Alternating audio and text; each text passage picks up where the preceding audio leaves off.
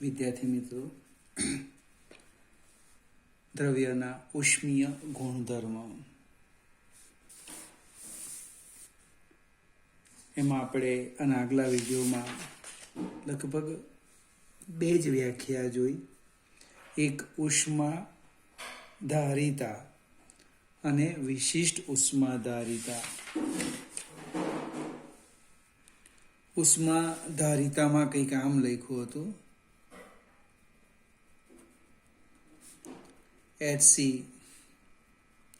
Delta Q by delta T. વિશિષ્ટ ઉષ્મામાં small s લખે અથવા c લખી દઈએ. મને પહેલી વ્યાખ્યા હતી hc બાય m. hc ની કિંમત મૂકી હતી એટલે ડેલ્ટા ક્યુ m ઇન્ટુ ડેલ્ટા ટી.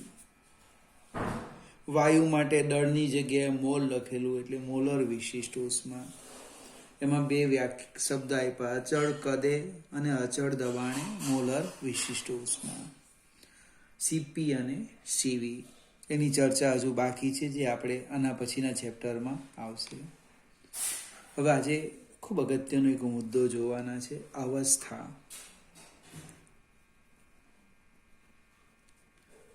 નો ફેરફાર. અવસ્થા નો ફેરફાર. હવે આપણો જે અનુભવ છે એ અનુભવ સેજ આપણે લઈએ. દાખલા તરીકે એક પાત્ર લઈ લઈએ આ રીતના. એની અંદર બરફ મૂકેલો છે. આ છે બરફ.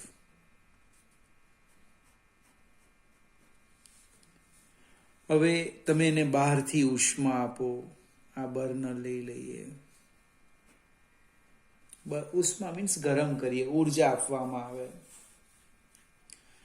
તો આપણે એક અવલોકન કરીએ છીએ કે અહીં જે થર્મોમીટર છે એ થર્મોમીટર આપણું આ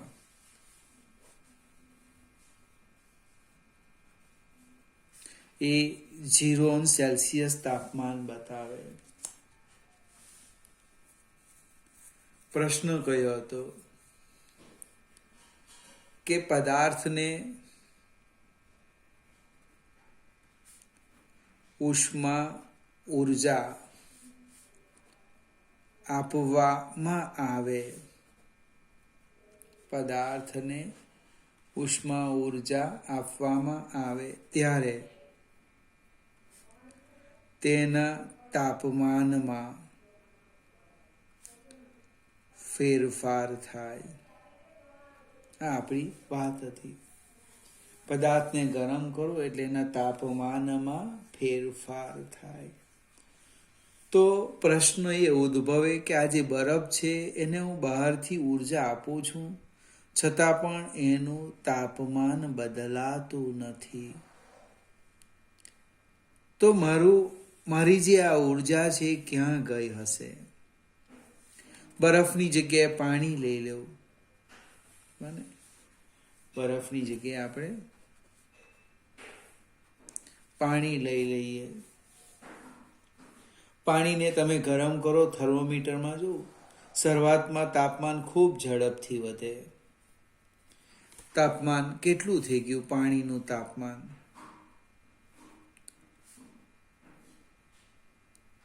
તો ધારો કે 27 હોય તો 27 થી ઝડપથી વધીને 90 થઈ ગયું. પછી 91 થતા વાર લાગે. અને પછી ધારો કે 95 થઈ ગયું, 95 સેલ્સિયસ. પછી તમે 100 થાય એની રાહ જોયા કરો. પ્રશ્ન પાછો એ જ ઉદ્ભવે કે તમે સતત એને ગરમ કરતા છો, એને ઉષ્મા ઉર્જા આપતા છો, તો તમે આપેલી ઉર્જા ક્યાં જતી રહી છે? તાપમાન બદલાતું કેમ નથી? 100 સેલ્સિયસ થઈ ગયું, ઉકળવા લાગ્યું પાણી, આપણે એવું બોલીએ. બને આપણું ગેસનું બર્નર ઓન છે એટલે ગરમ થાય છે, બને પાણીનું વરાળ બને છે, પણ તાપમાન બદલાતું નથી. તો આપણે આપેલી ઉર્જા ક્યાં જાય છે? એવો એક પ્રશ્ન થયો. તો એ અવસ્થા બદલાવામાં જાય છે. અવસ્થા, તો આપણે અવસ્થા જોઈએ. આપણને દ્રવ્યની 3 અવસ્થા ખબર છે. દ્રવ્યની 3 અવસ્થા કઈ કઈ ખ્યાલ છે તમને? કઈ કઈ અવસ્થા? તો કે ઘન, પ્રવાહી અને વાયુ. બરફ એ ઘન સ્વરૂપ, પાણી એ પ્રવાહી સ્વરૂપ, એક જ દ્રવ્ય છે, અને વરાળ એ વાયુ સ્વરૂપ. એક દ્રવ્ય છે H2O, પાણી બોલીએ આપણે, બરાબર ને? બરફનું પાણી, પાણીનું વરાળ. હવે જે તમે અવસ્થા બદલાતી હોય એ દરમિયાન જે ઉર્જા આપો, ને અવસ્થામાં ફેરફાર દરમિયાન, એટલે શું, તમે જે ઉર્જા આપવાના એ ઉર્જાનું શામાં રૂપાંતર થવાનું? અવસ્થા બદલાવામાં. એટલે એ દરમિયાન એના તાપમાનમાં ફેરફાર થતો નથી. ફરીથી સમજાવું, એનો આપણે આલેખ પણ દોરીએ, ચોપડીમાં આપ્યો છે આ રીતના, એટલે સમજવા માટે છે. તાપમાન વિરુદ્ધ સમયનો આલેખ. આ અક્ષ પર સમય લીધું છે, અહીંયા તાપમાન લખેલું છે, અહીંયા આપણે 0 લખીએ. જસ્ટ માત્ર સમજવામાં, આમાં દલીલ નહીં આવશે. પછી કંઈક આલેખ આમ બતાવ્યો છે, આમ, પછી આમ છે, અહીંયા લખ્યું છે 100°C. એટલે શરૂઆતમાં જે તમે, આ સમય છે મિનિટમાં લખ્યું છે, જે હશે તે, તમે જે ગરમ કરો, ઉર્જા આપો, એ ઉર્જાનું શું થાય? એ અવસ્થા બદલાવવામાં વપરાય. એટલે બરફનું પાણીમાં રૂપાંતર થાય ત્યાં સુધી એનું તાપમાન કેટલું રહેવાનું? 0 જ રહેવાનું. પણ જ્યારે સંપૂર્ણ બરફ પાણી બની જાય પછી શું થાય? એનું તાપમાન વધતું જાય. ત્યાર પછી પાણીનું વરાળમાં રૂપાંતર થાય 100°C તાપમાન સુધી. ત્યાં સુધી એનું તાપમાન કેવું રહેવાનું? અચળ રહેવાનું. સંપૂર્ણ પાણી વરાળ બની જાય પછી શું થાય? એના તાપમાનમાં વધારો થાય. અને આ અવસ્થા માત્ર ને માત્ર વરાળ. આ અવસ્થા કેવી? માત્ર પ્રવાહી એટલે પાણી. અહીંયા પાણી અને વરાળ એટલે પ્રવાહી અને વાયુ સ્વરૂપ સહઅસ્તિત્વ ધરાવે. અહીંયા ઘન અને પ્રવાહી સ્વરૂપ સહઅસ્તિત્વ ધરાવે. ટૂંકમાં તમે જે ઉર્જા આપો એ ઉર્જા શામાં રૂપાંતર પામે? અવસ્થામાં રૂપાંતરમાં વપરાય. ઘનનું પ્રવાહી, પ્રવાહીનું વાયુ માં રૂપાંતર થવામાં આ ઉર્જા વપરાય. એટલે કે એ દરમિયાન એના તાપમાનમાં વધારો થતો નથી. અને જ્યારે દ્રવ્યની અવસ્થા બદલાય ત્યારે યાદ રાખવાનું, તાપમાન કેવું રહે? અચળ. એની સંપૂર્ણ અવસ્થા બદલાઈ ગયા પછી તાપમાન વધશે. કેટલાક શબ્દ છે એ પણ હું સમજાવું. ગલન, થારણ, ગલન બિંદુ, ઉત્કલન બિંદુ, આવા બધા શબ્દ છે. ગલન કોને કહેવાય? થારણ કોને કહેવાય? ગલન અને થારણ બિંદુ આપણે કહે ને, ગલન અને થારણ. હવે ઘન અવસ્થામાંથી પ્રવાહી અવસ્થામાં થતા, ઘન અવસ્થામાંથી પ્રવાહી, પીગળ આપણે બોલે ને, અવસ્થામાં થતા રૂપાંતરને, ઘનમાંથી પ્રવાહીમાં થતા રૂપાંતરને શું કહેવાના? ગલન કહેવાના. અને પ્રવાહીમાંથી ઊંધું જવાનું, ઘનમાં રૂપાંતર થતા પ્રક્રિયાને આપણે શું કહેવાના? થારણ. થરી ગયું એમ કે ને, પાણી થરી ગયું, થીજી ગયું, થીજી ગયું એટલે પ્રવાહીમાંથી શું બની ગયું? ઘન બની ગયું. પીગળી ગયું એમ કે ગલન, ઘનમાંથી પ્રવાહીમાં રૂપાંતર થવાના. હવે બીજા બે શબ્દ છે એ જોઈએ, ખૂબ મજાના છે. ગલન બિંદુ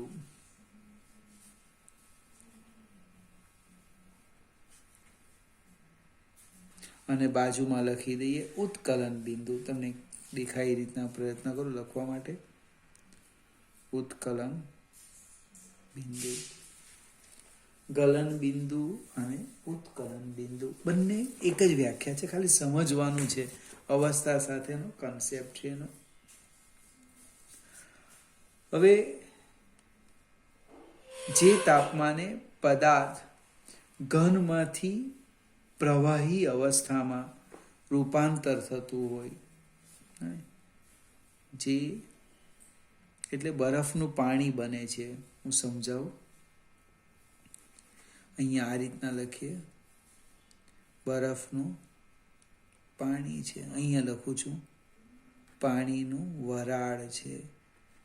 હવે બરફનું તાપમાન -10 છે, તો -10 વધારીને આપણે -9, -8, -7 કરીએ, તે બરફ જ રહેવાનો ભાઈ. પણ એનું તાપમાન 0°C થી પછી ધીમે ધીમે પ્રવાહી સ્વરૂપમાં આવવાનું. સેમ પાણી, જો પાણીમાં શું થાય? તમે એનું તાપમાન 70, 75, 80 કરો તો એ પાણી જ રહેવાનું, પ્રવાહી અવસ્થા જ રહેવાનું. પણ એનું તાપમાન 100°C થયા પછી શું થવાનું? એ અવસ્થા બદલવાનું. હવે જ્યારે અવસ્થા બદલાય ત્યારે તે બે સ્વરૂપના તાપમાન અચળ રહે. બને જ્યારે અવસ્થામાં ફેરફાર થાય, જ્યારે અવસ્થામાં ફેરફાર થાય ત્યારે તે બે સ્વરૂપો જે હોય તે એના તાપમાન કેવું રહે? અચળ રહે. બરફ માટે 0 લઈએ અને પાણી માટે 100.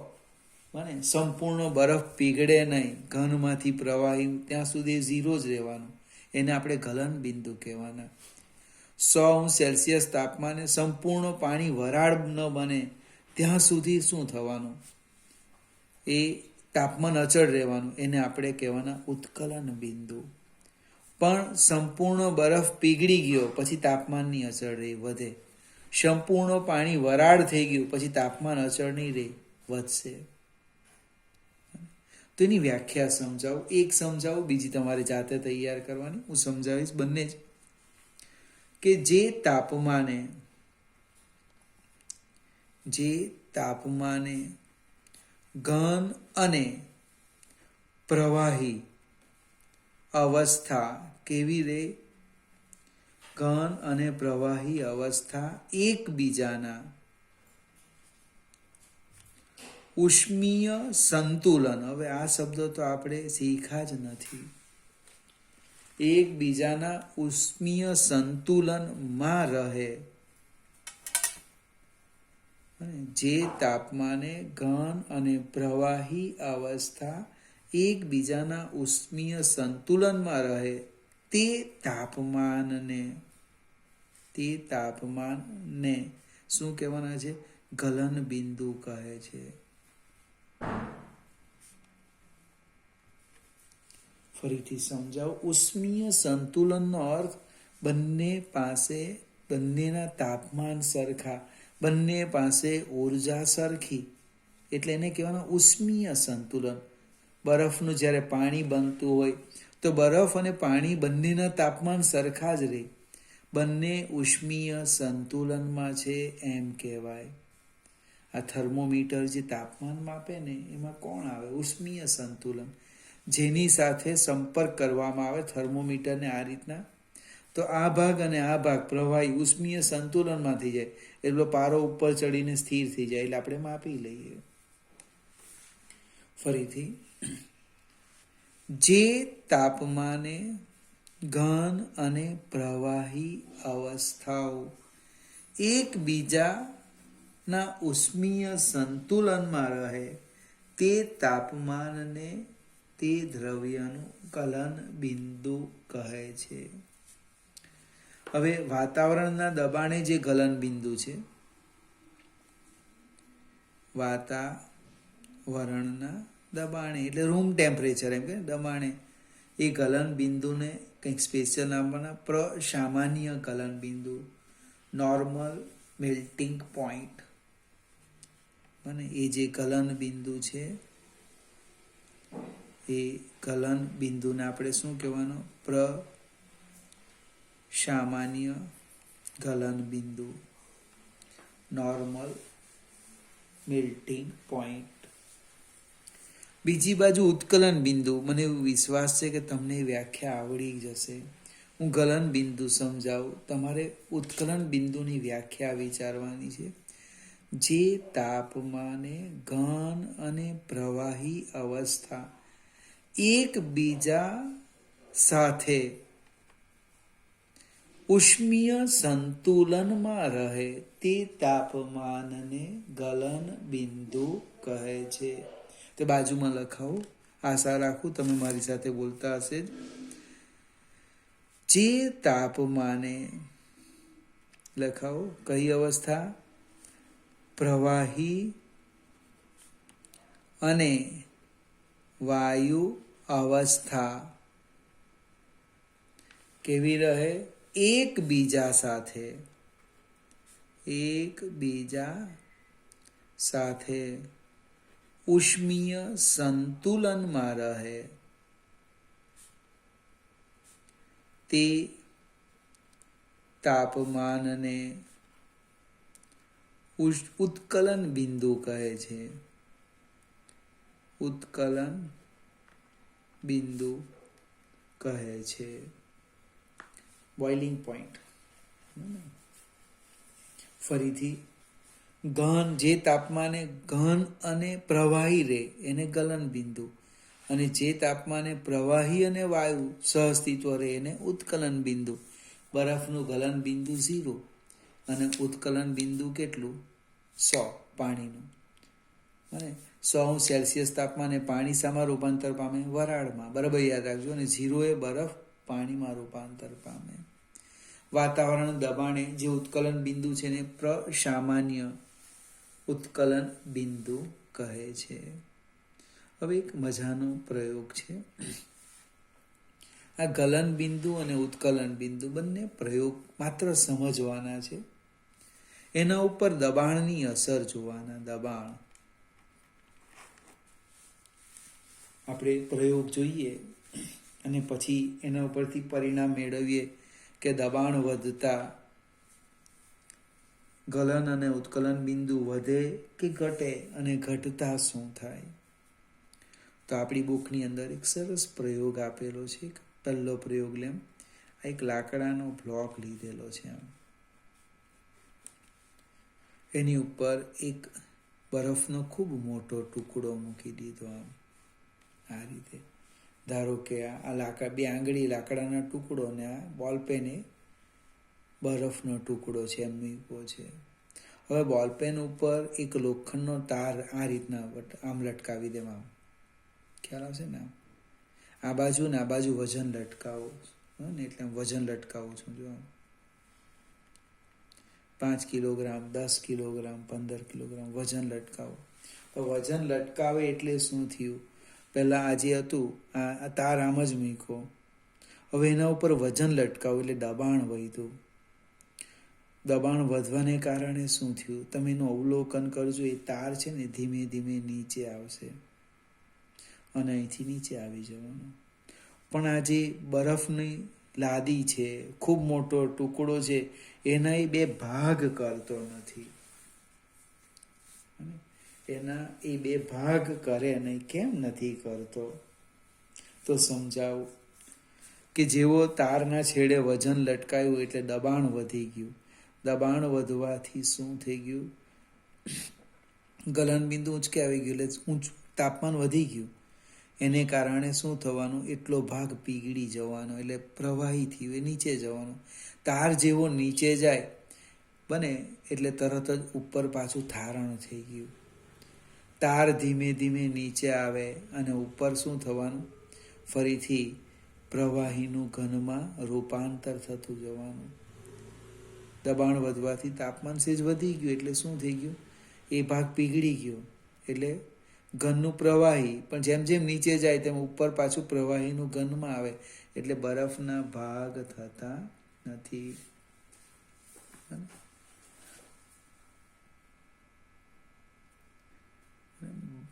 આવી જ એક રમત પેલું બરફ ઉપર સરકે તે સ્કેટ કરે, એમાં શું થાય, બરફ ઘન પદાર્થ છે અને એના પર સરકવાનું એટલે વિચાર આવે ઘર્ષણ બળ લાગે ને, પણ જેવું પેલું પગ મૂકે દબાણને કારણે તાપમાન વધે એટલે શું, દબાણથી એ ઘન થોડોક ભાગમાં પાણી આવી જવાનું અને પાણી એ લુબ્રિકાન્ટ બરફની સપાટી પર એક એને શું કહેવાય, લુબ્રિકાન્ટ ઊંજણ તરીકે વર્તે એટલે સરળતાથી સરકી શકે.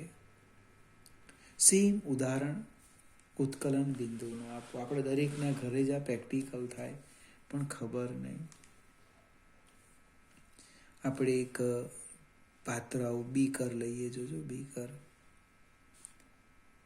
પરીક્ષામાં કોઈ પ્રયોગ પૂછવાનું નથી, પણ મેં જે સમજાયું એ વાંચવા કરતાં પ્રયોગ દરમિયાન જો આપણે એને શીખવા પ્રયત્ન કરીએ તો ખૂબ સરળતાથી સમજ પડે.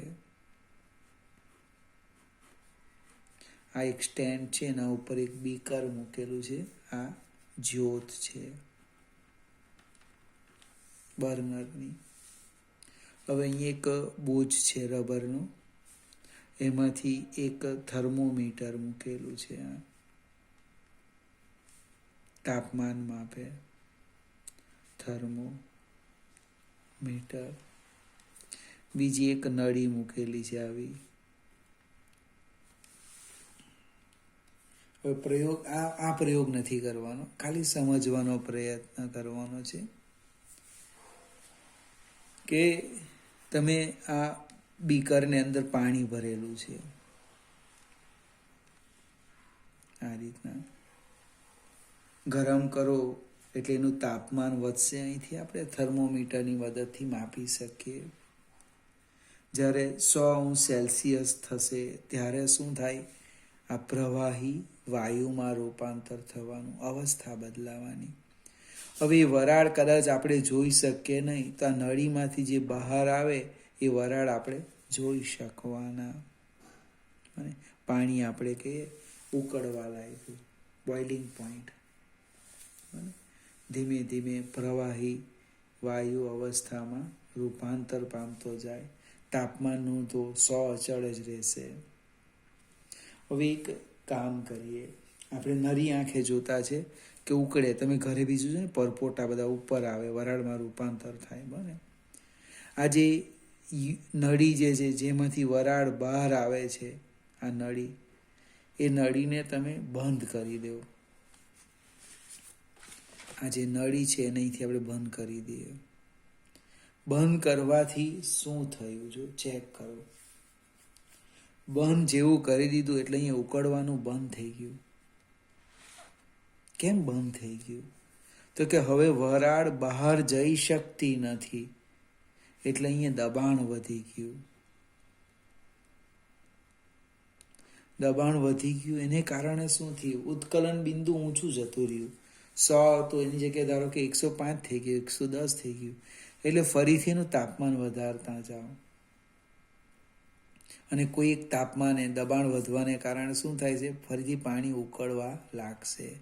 એટલે દબાણ વધે તો શું થયું, ઉત્કલન બિંદુ વધી ગયું, ગલન બિંદુ વધી ગયું, ઊંચું જતું રહ્યું. ફરીથી તાપમાન વધતા ઉત્કલન બિંદુ વધે.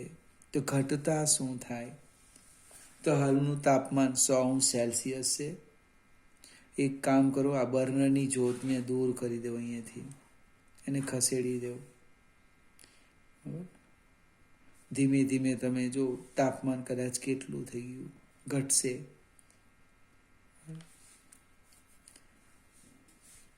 ઘટતા ઘટતા એનું તાપમાન આપણે કેટલું કીધું, ધારો કે 70, 80, 90 સેલ્સિયસ કરી દીધું. હવે એ જે બીકર છે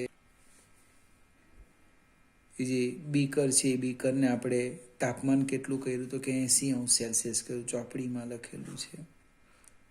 હવે આ નળીને બંધ કરી દેવા, અહીંયાથી